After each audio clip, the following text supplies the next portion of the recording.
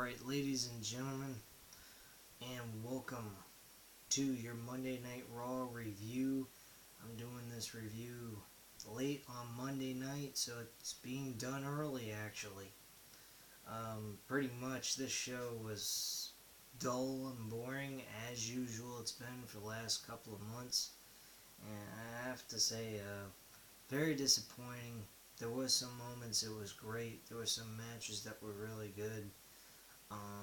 Main event was Kane versus Seth Rollins in a lumberjack match. So the main event was kind of a lame idea in my opinion, but I'll go further into that as I go along. First thing we do is we get Dean Ambrose and Randy Orton cutting a promo on the fact that those two will be facing Braun Strowman and Luke Harper at the Hell in a Cell pay-per-view in a tag team match. This should be pretty interesting. It seems like the storyline that they have between these two guys is going to turn out to be a rivalry between Dean Ambrose and Randy Orton after this match concludes. So this should be pretty interesting. These two guys have never faced each other before one-on-one, to my knowledge. So this should be a pretty interesting rivalry that they could build off of, maybe even span out for a couple of months. They kind of look like the scenario of like Chris Jericho and The Rock, or Mick Foley and Rock, or something like that. Not to use Rock in multiple different examples, but those were two of his tag team partners that he had conflicting and problems with when he was tagged with them. But yeah, that's what this kind of scenario looks like. So it definitely looks like it could turn out to be something really interesting and fun to watch unfold as it goes on. We then got a match between New Day and Dean Ambrose, which was an absolute fucking waste of time. The match wasn't that horrible, but it wasn't that important to have, I think.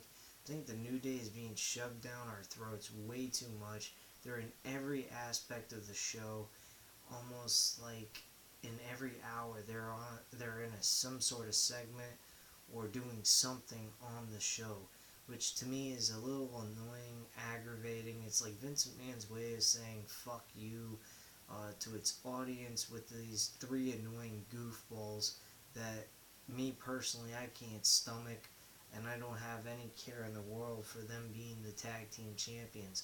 I would rather see the Dudley Boys hold on to the tag team titles again for the 24th or 25th time in their career as tag team champions than see any more of this shit with the fucking gosh darn New Day. New Day walked away as the winners of this match. Another retarded move on their part. They're trying to create friction between Randy Orton and Dean Ambrose before their match at Hell in a Cell, and I think this should be during the match, not before, because that's just a little retarded in my personal opinion. But hey, I'm just one man that likes professional wrestling. Maybe other people have a different opinion. As I've always said, leave your comments and opinions down below, as I always say at the end of my videos. But anyway, we then went about, had our next match, Nikki Bella versus Naomi. I didn't even care to watch this. I flipped over to the NFL, so cancel that one out. I don't give a shit to even talk about that. We also, later on in the show, we pretty much get the U.S. title match. And the U.S. title match between Cena and Dolph Ziggler was a 5-star match. Only problem about this match, folks, is that it was another John Cena predictable match. We all knew John Cena was going to walk away, especially with Dolph Ziggler going ahead, raking the eyes, headbutting John Cena, hitting all of his signature and finisher moves to Cena, and still not picking up the victory. Regardless of whatever he was trying to do, he was not going to win. as usual, that's one of the things I can understand as people that dislike Cena, why they dislike him. And I personally see that. But there are a lot of other good things that outweigh the negative about John Cena that I, value about his work ethic and everything else. It's things he does outside the ring and things that he actually does in the ring. They're very talented. He may not be the greatest wrestler, but he's a lot of fun to watch, and he's put on tons and tons of great matches this year that I don't think anyone can say was shit. Um, Dolph Ziggler performed excellent in this match, well worthy of winning the United States title from Cena at Hell in a Cell if they decide to do that. I don't know what they're planning on that, but I do know that Cena will not be uh, showing up for the next couple of months after Hell in a Cell pay-per-view. So we should see a new U.S. champion at least. I don't think Cena's going to be walking around still the U.S. champion without defending it month after month after month. So definitely we will see a new U.S. champion going into Hell in a Cell or after Hell in a Cell, whatever. Next thing that came up in the show, we had endless fucking segments of Kane and Triple H doing segments with conference phone calls with one another, which to me was absolutely fucking waste of time. Just utter ridiculousness. Nothing entertaining. Nothing came out to me as entertainment, and really grabbed my attention heavily. The Dudley Boys, they defeated the Ascension in less than 5 minutes. The Dudley Boys had an outstanding performance.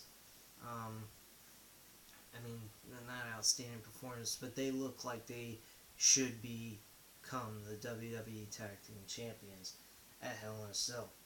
We also had King Barrett and Sheamus tag teaming against Neville and Cesaro. Two interesting tag teams here.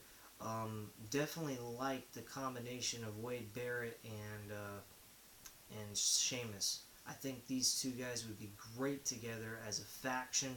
Maybe get Cesaro part of the group, have a foreign, group with like the United Kingdom, the Irishman, the Italian, that kind of thing. I think that would be a really cool faction. It would help all three of them strive to become something, possibly. Make Sheamus the centerpiece since he is the Money in the Bank winner, and use Wade Barrett and Cesaro and get them to a level where they can compete for a world championship someday. I think that would be a great idea for them to do. I mean, it worked with Evolution, Triple H, Randy Orton, and Batista. Why not with those two with Sheamus?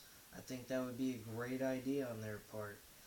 We later on had Roman Reigns have a promo about the scenario that's going on with him and Bray Wyatt. This was a very good promo on his part. The audience was chanting boring, boring, blah, blah, blah. And he engaged with the audience. He responded with them and said, hey, you can say I'm boring all you want, but think of it this way. And he used it in a reality sense. If somebody was trying to stop you from doing what you do to support your family, what would you do? Allow them to run all over you and beat you down? No, you fight back and do what you gotta do to survive. And that's really what this whole storyline is about. It is about, and this is a very good storyline. Once they got rid of the sub characters of the program of this storyline, it got back to the root of what this is all about. It is about Roman Reigns becoming a main eventer. That's what this should have been from the beginning. They were on the right path, and then they had to throw in all these other people. That's not what should have happened. The tag team match at SummerSlam, fine, do that, then leave it alone, and go back to what you were doing. But the scenario with like Randy Orton, Dean Ambrose, and Roman Reigns against the rest of the Wyatt family wasn't needed, really. I didn't think it was necessary. At least gave Randy Orton a positive to have something to do, but it wasn't absolutely necessary to get the storyline over. Roman Reigns and Bray Wyatt were doing the right things for this storyline. This storyline, the way they got it now, back to the way it was starting out, is what makes it legitimately worth being a Hell in a Cell match. So bottom line is they are doing the right thing with this. I think that a Hell in a Cell, this should be the final and last encounter between these two, end the storyline, done with it, get Roman Reigns moving forward, trying to get him to be a main event, you know, person in the company and possibly compete for the title at some point. We then had the match between Roman Reigns and Braun Strowman. Again, pointless bullshit, but they were just giving Roman Reigns the opportunity to face Braun Strowman, showing that Braun Strowman had weaknesses, but they also weren't trying to make Braun Strowman lose to Roman Reigns either, because at the end of the match, it ended up being an count out instead of Roman Reigns pinning him 1, 2, 3 in the middle of the ring. We also, I don't know what the fuck was going on here, but they had the preview of Undertaker and Brock Lesnar's Hell in a Cell match preview video up twice in one night. Why did they have to do that? Like, do they think we have Alzheimer's or we have amnesia? We can't remember what the fuck happened from one second to the next?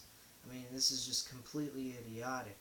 We also had a promo with Rusev and fucking Summer Rae, and I don't know what Vince is on, but he must be out of his fucking mind. This must be old man's,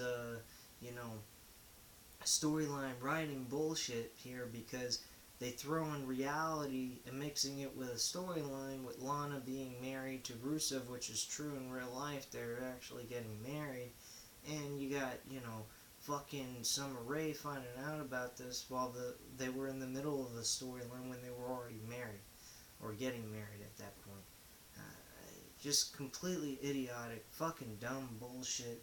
Can't believe the crap that they were putting on here in this portion of the show. We led into Ryback and Rusev one-on-one. Ryback beats Rusev 1, 2, 3. Pointless fucking match. Another pointless match. Kevin Owens versus Kalisto. What is the thing with Kevin Owens facing the fucking Lucha Dragons? I mean, like, what the hell is this shit? What does he need to face them for? There's no purpose, no rhyme, no reasoning behind any of this. He wins 1, 2, 3 by his powerbomb maneuver, and that's the end of that. We had Charlotte and Becky Lynch versus Brie Bella and Alicia Fox. I wasn't even fucking paying attention to that shit. I was actually watching on YouTube, and I recommend anyone that hasn't been checking out JD from New York 206 and Joe Cronin show. They're out of nowhere episodes. I definitely would check them out. It's really good stuff. I was watching their first episode. I only got through 30 minutes of it during Monday Night Raw, but just from watching it was a lot better than the shit that was on TV with Monday Night Raw, which is fucking horrible to say, but it's the truth. So basically after that, we had the main event, and as I said, this match was fucking pointless. There was no rhyme or reason behind any of this. Seth Rollins facing Kane one-on-one 2 weeks before their actual match, and, Kane's got the split personality. He's Corporate Kane, he's Demon Kane, you don't know what the fuck he is. This is just complete, utter bullshit. Kane walks away victorious. They have a fucking pit, a pit of people beating the shit out of each other from the Lumberjack match. It's just the same old bullshit with the Lumberjack bull crap. And I just find this to be utterly and completely full of crap. Uh, in all retrospect, they need to find a better opponent for Seth Rollins. And if Kane wins that World Heavyweight Championship, folks, I'm sorry to tell you, but I can't watch Monday Night Raw. I can't watch WWE's product anymore. They are just fucking garbage. If they can allow a man, Seth Rollins, a guy who's been doing great with the title in some points he hasn't. I mean, his match quality has been great. His personality, character-wise, has been shit. And that's just WWE for you on that part. But again, Kane shouldn't be winning this world championship. They're making it look like he's going to. They've done that with many other superstars. You don't have to go any further.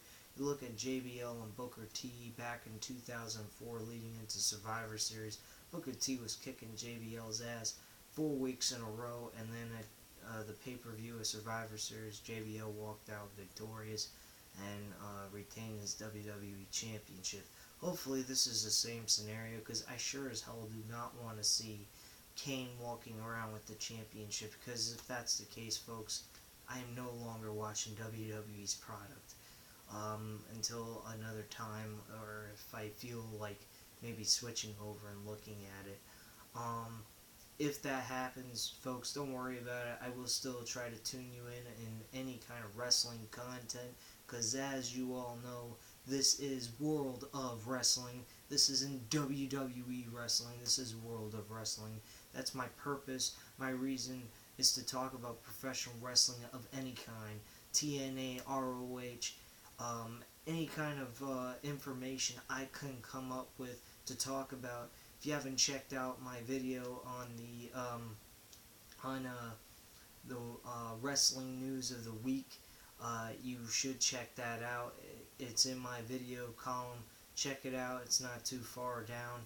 Episode 1. I talk about a few things of TNA, just stressing some of my personal opinions about it, and a lot of other things. But at this time, you know what to do. Hit that subscribe button, and leave your comments and opinions down below. And thank you very much for watching at this time.